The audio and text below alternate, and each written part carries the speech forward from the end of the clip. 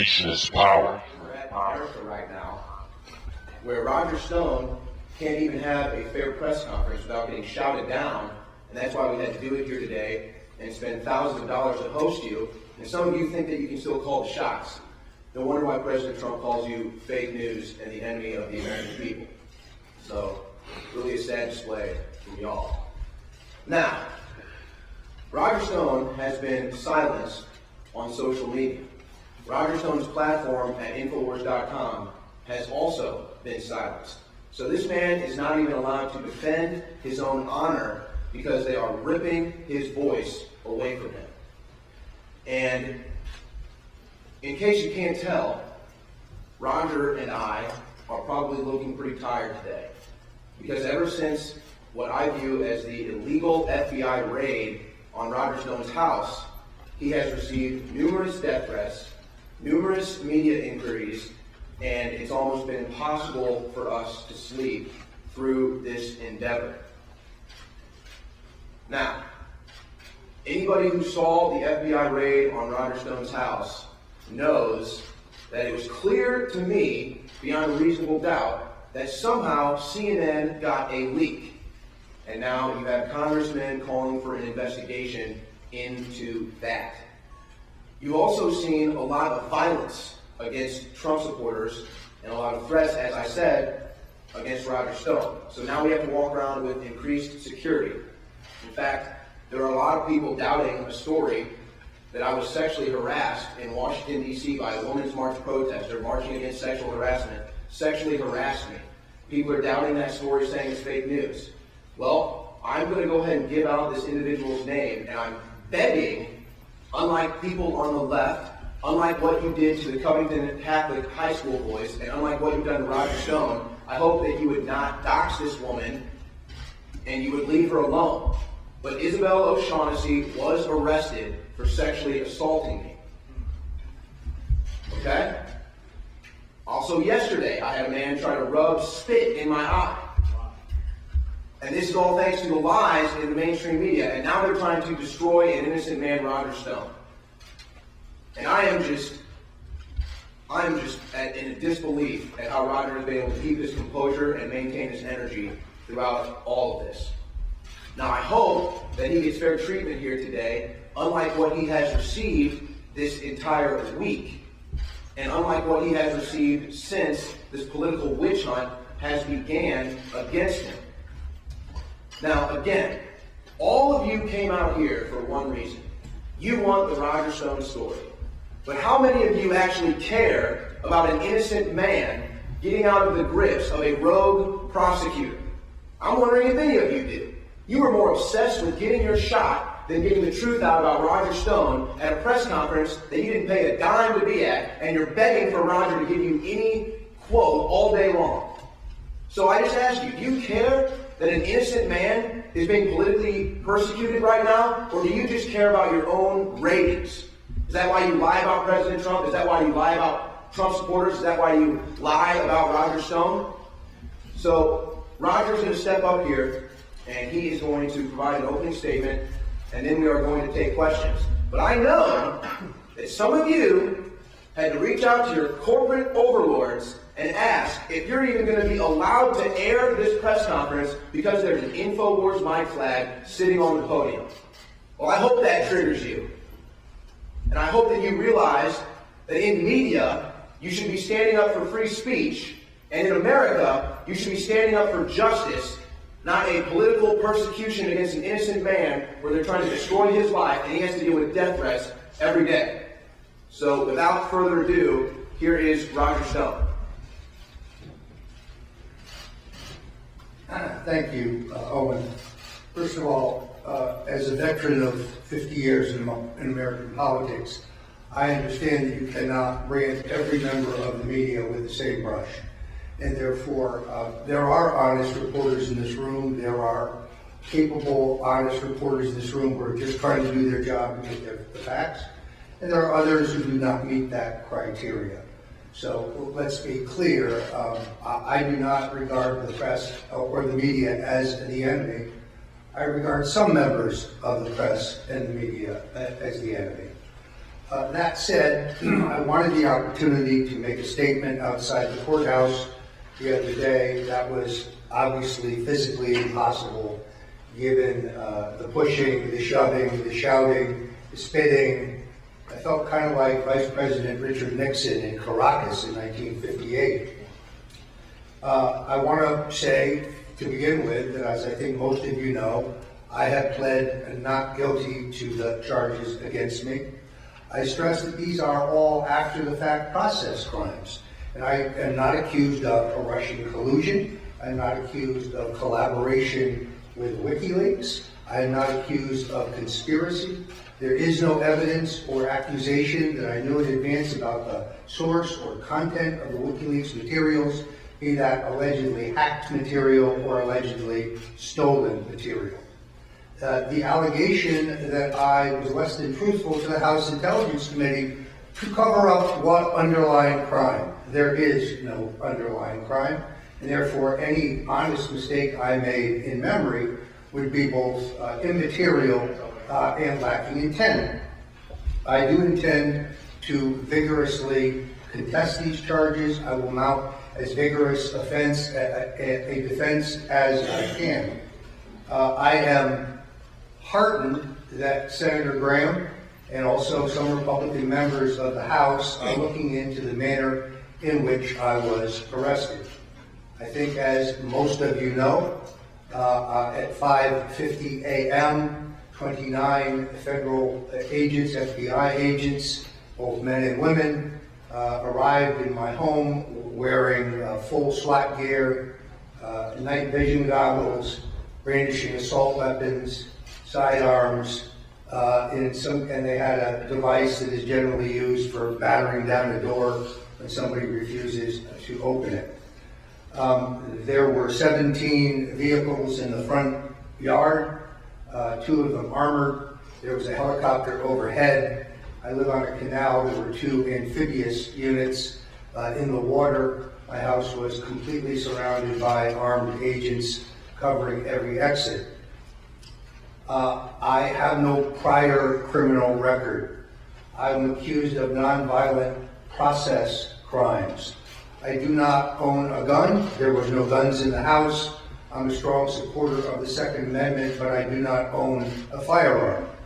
I do not own a valid passport, with the caveat that it may have expired within the last 3 days. I don't know because it was seized by the FBI. I was not read my Miranda rights.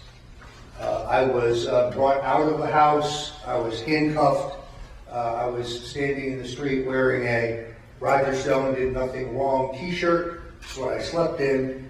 You can get those at 1776.shop. The proceeds go to my legal defense fund. Wearing a pair of cut-off sweatpants, no shoes. My wife, who is hearing impaired, was ousted from the house. She was made to stand next to me, wearing a nightgown and barefooted.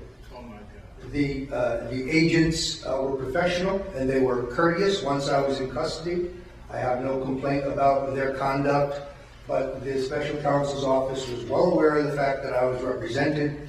They knew the name and phone number for my lawyers, and it remains an absolute fact that my attorneys learned that I had been arrested from CNN before they had been contacted by the government. I'm heartened by the fact that Senator Graham and these House Republicans will get to the bottom of why this show of force was necessary. If I was considered dangerous, then why was the CNN camera crew allowed within 25 feet of my front door? The street, which is a one-way street, was sealed off, and nobody else, including people living on the street, were allowed to enter. So if CNN was there before the raid began, why were they allowed to stay in view of the fact that I was obviously considered dangerous? I am very tired, as you can see, but I will take your questions. The point, I guess, that bothers me the most before we get there is that FBI Director Comey lied under oath to the Congress. John Brennan, the CIA director, lied both about the Steele dossier and the investigation and the surveillance of a Senate committee looking into illegal torture before the Congress. Mr. McCabe, the associate director or assistant director of the FBI, lied under oath to Congress. General Clapper lied about the existence of a metadata collection program on Americans. These are consequential lies. These are lies that are material. And then, of course, Hillary Clinton not only lied, but she also destroyed evidence. And she lied about whether or not she had received or sent classified information, a national security breach. But there is no interest by the special counsel in any of these acts of perjury. Additionally, the New York Times reported on January 20th, 2017, that I was among three advisors to Donald J. Trump who was under surveillance. The Times has declined to retract that story. They stand by that story. I believe that story to be accurate. I believe that there are more than one FISA warrant. To be surveilled under the FISA law, one must be actively engaged in espionage for a foreign power against the United States of America. I do not meet that criteria. If I was under surveillance in a non-FISA warrant, what would be the probable cause? I'm hoping that in this trial, in discovery, we can get to the bottom of those questions. But you know that even though I forgot before the committee that I had been approached by a man named Henry Greenberg, who was an ethnic Russian, and who offered to sell me information about Hillary Clinton, an offer that I flatly refused, as accurately reported by the Washington Post. There's been no allegation regarding Mr. Greenberg. That's because Mr. Greenberg is an FBI informant. That's because Mr. Greenberg is in the country, was in the country, has been in the country under an FBI informant's warrant. Why was an FBI informant approaching me in May of 2016, 2 months prior to the FBI saying they had opened their investigation into allegations of the president's campaign colluding with the Russians? These are questions that we hope to get to the bottom of. I am grateful to InfoWars for sponsoring this because, in all honesty, I lack the personal resources to pay for this room, to pay for this microphone, Mr. Green, to pay for any of this, and therefore I'm grateful to my colleagues at InfoWars for making this room available. I'm grateful to all of you for showing up. I have been fighting a war of censorship. I have a syndicated radio show with Owen Schroyer, my colleague, every day at 5 o'clock Eastern, 4 o'clock Central, called The War Room. We are censored across multiple social media platforms. You don't have to agree with us. You have to agree with Alex Jones. You have to agree with anything we say to agree with our right to express ourselves. It's called the First Amendment. It has also been very difficult given the censorship and the shadow banning on Facebook for me to sell my books. I'm a New York Times best-selling author. I have written 5 books, soon to be 6, and I have succeeded in making those books successful and bestsellers through the use of the extraordinarily effective targeting capability of Facebook, which is now denied me because any paid promotion that I propose is rejected for inappropriate content, even if the subject of the book is how a gentleman should dress. I will be happy to take your questions now. Let me say lastly, as I must, those who wish to help me can go to stonedefensefund.com. Thousands of Americans have. The special counsel has the unlimited resources of the American taxpayers, has a platoon of Ivy League lawyers. I'm very happy with my legal representation, but they need to get paid. Lawyers are not inexpensive in America. I'm happy to take a few questions now. Roger, I talked to Chris Christie this morning. Yes.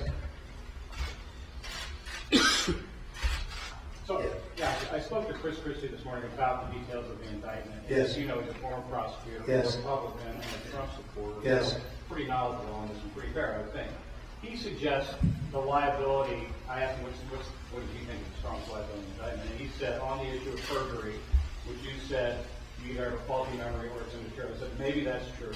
But he said, the problem where he really sees it is on the witness tampering. Because even if you were joking, if the witness perceived it as intimidation, that's a problem. But the witness also intimidated me. The witness, first of all, perjured himself before the grand jury about being the source of the content and the October release date of the WikiLeaks material. When I released over 30 pages of text messages proving that, very, very few media outlets reported that. They all reported his denials. MSNBC reported them almost in a serial nature, but nobody reported, virtually nobody reported my production of proof. Secondarily, the same man threatened to put a bullet in the head of one of the other exculpatory witnesses before Mr. Mueller's probe. That was reported by the Daily Caller. Additionally, he threatened to have a woman falsely accuse me of sexual assault. So he hasn't been indicted for perjury. He hasn't been indicted for witness intimidation or witness tampering. I also would suggest that any attorney who makes pronunciations about this indictment without reading all 4.5 hours of my testimony to see the questions in context, or to see the emails and text messages surrounding those that are highlighted by the government, doesn't really understand the situation. And it would be irresponsible to draw conclusions.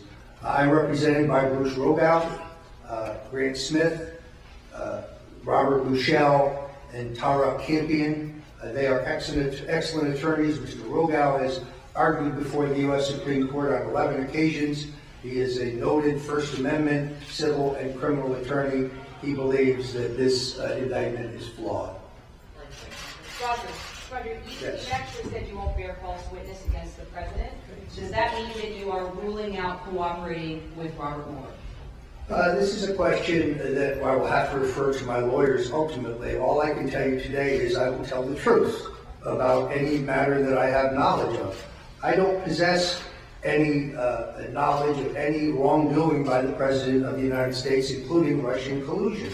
So when I first said I won't testify against the President, some of you said, aha, you see it's a cover-up. That's not what I'm saying.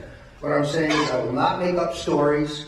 I will not bear false witness. I will not say things that are not true. I will tell the truth. Have you talked to the president since the rapes? I have not. You have not talked to him? I have not. Okay, also, the special counsel's latest filing, it says the evidence against you is voluminous and complex. Does that scare you at all? My attorneys have agreed to that. It is so voluminous and complex that a speedy trial is literally impossible. So we stipulated to that in the hearing before the magistrate, and both parties agreed to that. Do you think the hack of the DNC was a good thing for America? I think the hack of the DNC is an accusation that is unproven in any court of law in the United States. It is an assertion, but there is substantial forensic evidence that may never have been hacked at all. So I understand the credibility of those making that charge, but it is unproven in court. What do you think of Alicia Powell of Excluded Media? So the basis of the premise probe, the Russia probe, what the dossier says is that Donald Trump colluded with Russia to hack the DNC server. That's never been proved by the FBI. Or In anyone fact, else. Donna Brazil said that the DNC destroyed the server, hired a private cybersecurity firm, CrowdStrike, to give the FBI replicas of what was on the server, and that's the basis of the probe. Do you think that the acting attorney general should be looking into why the DNC destroyed its server, which is, like I said, the basis of this whole Russia investigation? Well, we don't know whether they have destroyed their server. We do know I'm being sued by the Democratic National Committee, and my attorneys in that action have sent a spoliation letter demanding that the server be maintained and preserved so that it can be inspected, and we can get to the bottom of the question as to whether the DNC was ever hacked at all by anyone. Maybe you should be standing up here with me. Yes.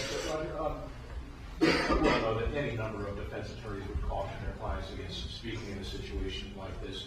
By the time your trial happens, months, perhaps even years from now, circumstances will have changed.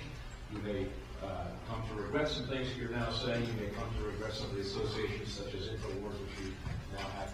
What kind of advice are you getting from your attorneys about this? Why are you speaking like this? Well, first of all, if you've read my book, Stone's Rules, which I highly commend, I believe that in the current atmosphere, when one is accused of wrongdoing and one has no response, either is not available or doesn't comment, there's a presumption of guilt that perhaps is unfair but very real.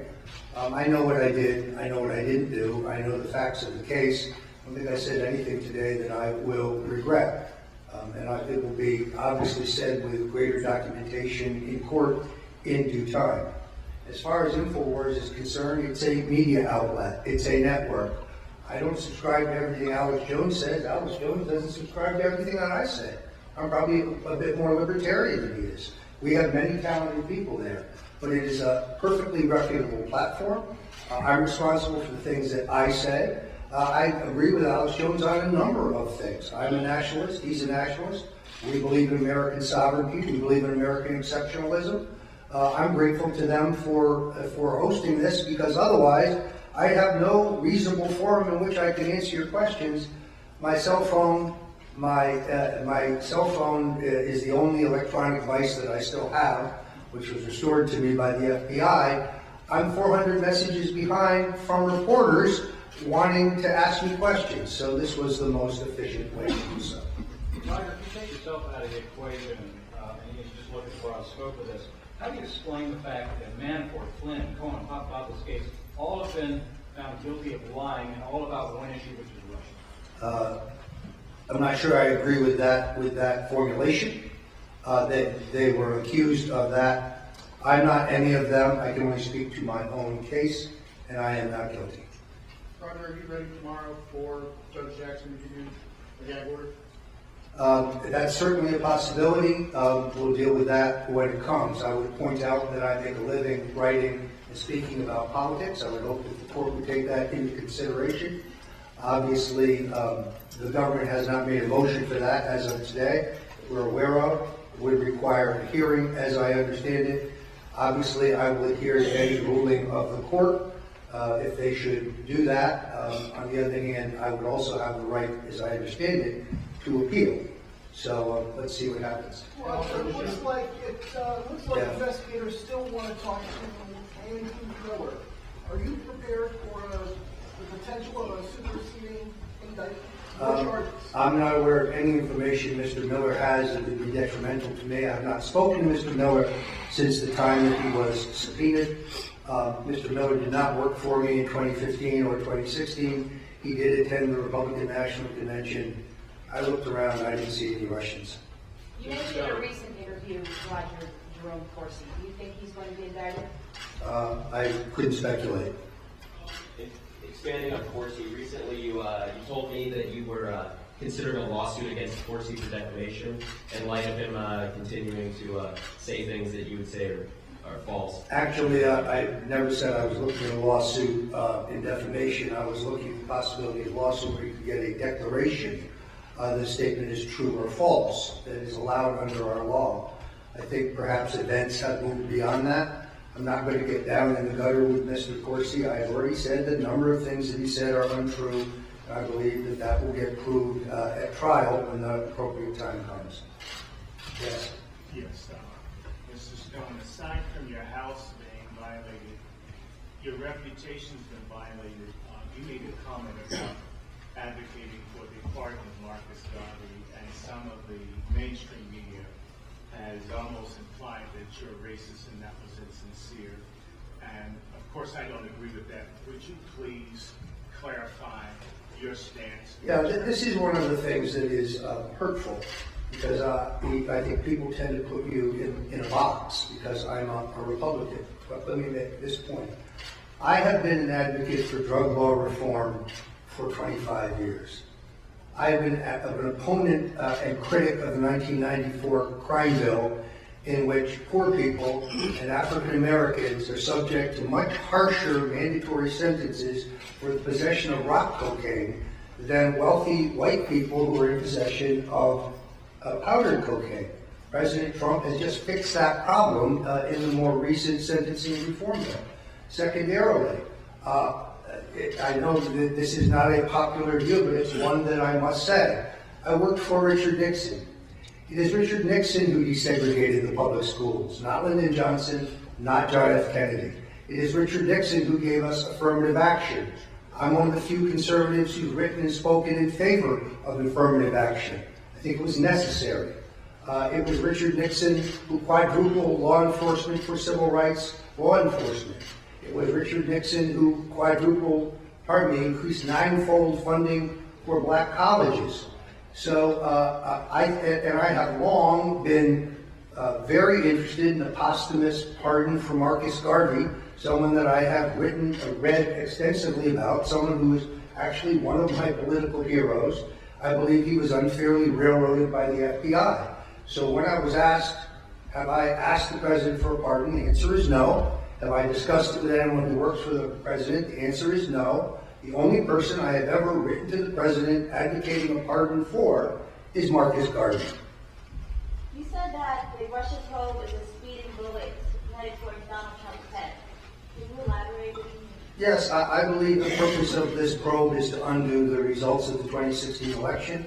I think it is partisan by nature of the fact that they showed no interest in the Russian collusion by Hillary Clinton, the acceptance, as reported by the New York Times, of $145 million from the Russian-owned energy company at a time when control of 20% of our energy reserves were on the table for a shift of control to the Russian state. I think that's maybe the largest treasonous financial crime in American history. The illegal use of FISA warrants and surveillance, which is an abuse of power using the authority and capability of the state, which dwarfs what happened in Watergate as a constitutional crisis. The illegitimate use of the FBI to infiltrate the Trump campaign. There's no interest in any of these issues. All we keep talking about is non-existent Russian collusion.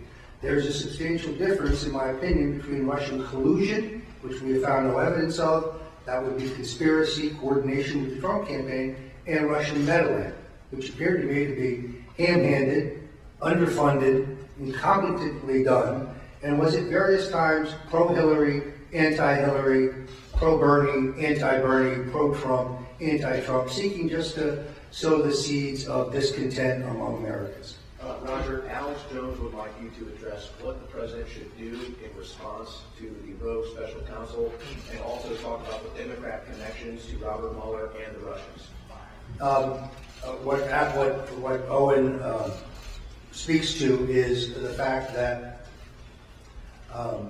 the president, in my opinion, should appoint a special counsel to investigate the illicit use of FISA warrants and the illicit infiltration of his campaign by the FBI. He should direct his Attorney General, either the acting Attorney General or his new Attorney General, to do that. He has that authority. I also think he should declassify the documents surrounding the FISA warrants and find out whether there are additional FISA warrants, as I believe they are. And it is well known that Mr. Rosenstein was the U.S. attorney who was aware of bribes by the Russian energy company, but approved the Uranium One deal anyway. And Mr. Mueller was the man who took the uranium samples to Stockholm for inspection by the Russians as a condition of closing the deal. I think these are legitimate issues that should be investigated by the Justice Department. What should the president do about the war on the media? Well, in my opinion, he should direct the Justice Department to enact antitrust action to stop the racketeering of the big tech companies that would censor some of us but not others. When I see Jerry Nadler sit in the Google hearing before the House Judiciary Committee and say censorship of conservatives by Google is a conspiracy theory, that's not true. We have internal memos, we have internal videos from Google. We have extensive proof that that is a willful strategy by those companies to believe that everybody banned InfoWars on the same day, but they never spoke to each other, which would be collusion, is just not credible. I think Mr. Cook should be under oath. I saw Mr. Pai under oath. He perjured himself again and again and again. China? Where's China? I don't even know. I couldn't even find China on a map. We're not doing business in China. That's a lie. Or the Google app does not allow you to track the whereabouts of a person. That's a lie as well. There were numerous lies told that day, but he has not been indicted for being less than truthful. Roger, you think that we go to trial, do you intend to take the stand and actually testify in your own defense? No decision's been made on that. That would be wildly premature. To a question you could address to my lawyers, but I don't think they could answer it at this time. Roger, the president tweeted out this week that you work for him nowhere near the end of the election. Did you read anything into that, or should we? Well, it's technically true. I left the campaign in August of 2015 because I believed I could be a more effective advocate for his election operating on my own, and I did so. I wrote Clinton's War on Women, which I think is the definitive work on the entire public record of Hillary and Hillary Clinton. I commend it to you if you haven't read it. But no, I don't take any reading of that whatsoever. Is there any change in your relationship that you sense with him over a period of months? Well, I think you have to recognize that based on the advice of both his lawyers and my lawyers, we have not spoken in some time. But I have great affection for the president and his family.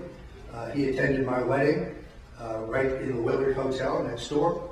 I attended his wedding to Melania, also his wedding to Marla Maples. I've known Melania, the First Lady of the United States, since 1999.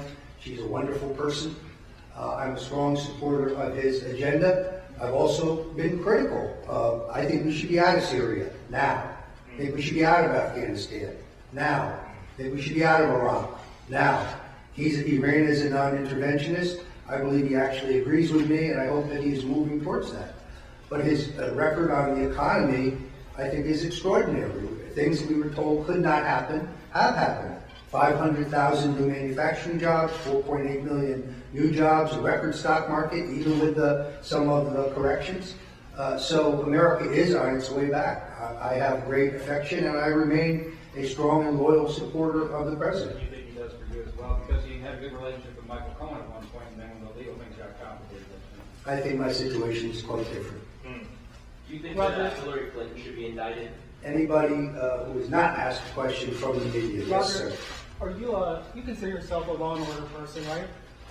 I would say, generally speaking, yes. So then do you not think that what you describe as process offenses should be prosecuted? Or are you saying that they should not be prosecuted? I think process crime has to have intent and materiality. Let's see if that happens. And on the other crimes, let's see if they're even actually true.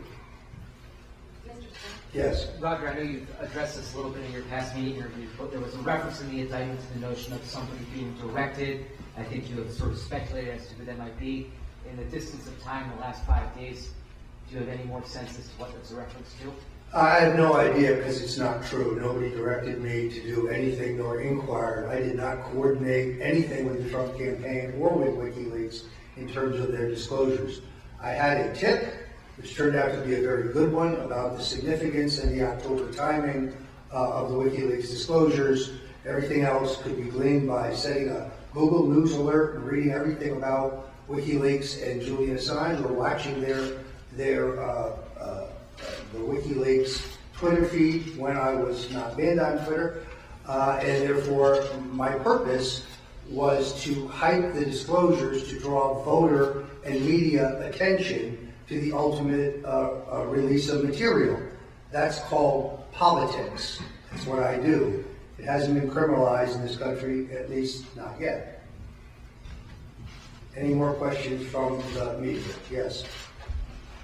In that filing with the voluminous amount of evidence they have to go through, it mentions terabytes of data that they've collected. What do you think they're hoping to find in terabytes?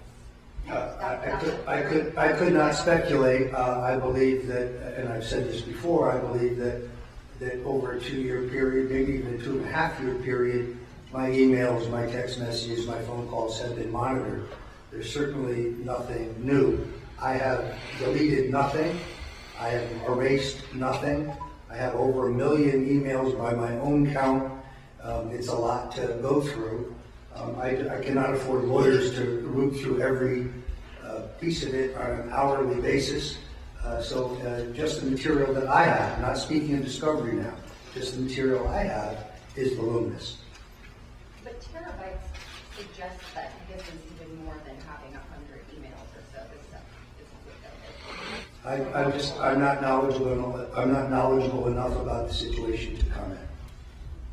Yes. Just a follow-up on an earlier question. I believe in an interview over the weekend, you indicated you believe the senior campaign official who directed the contact you about WikiLeaks was Rick Gates.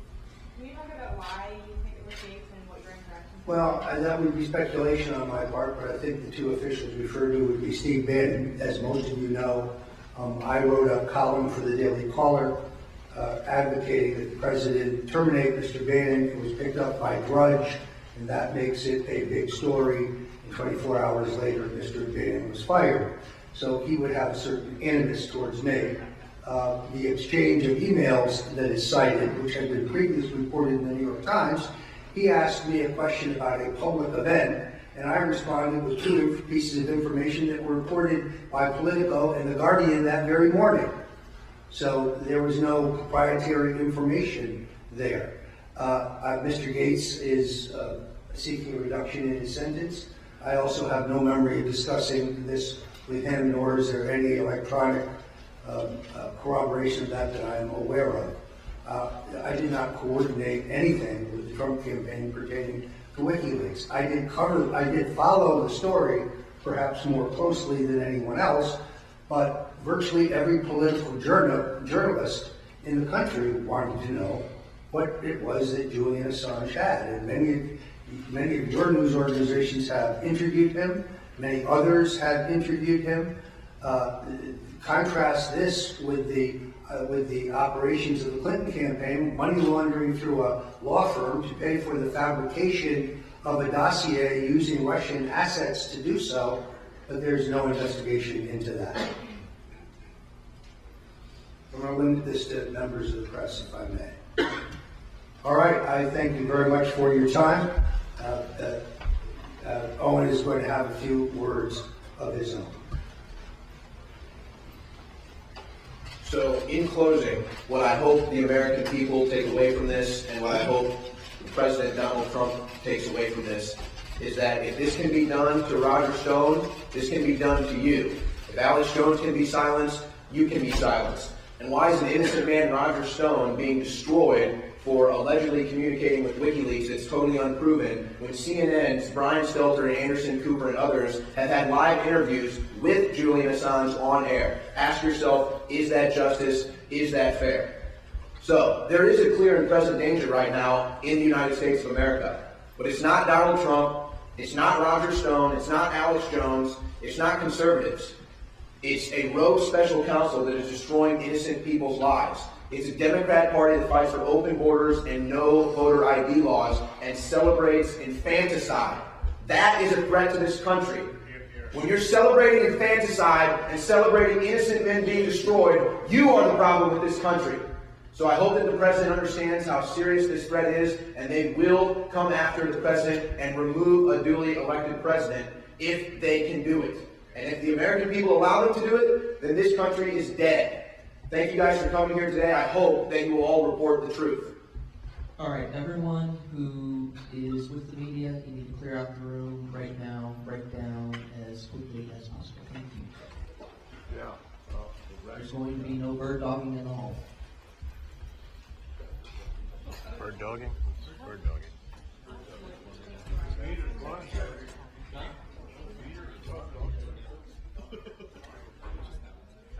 How about bird shit?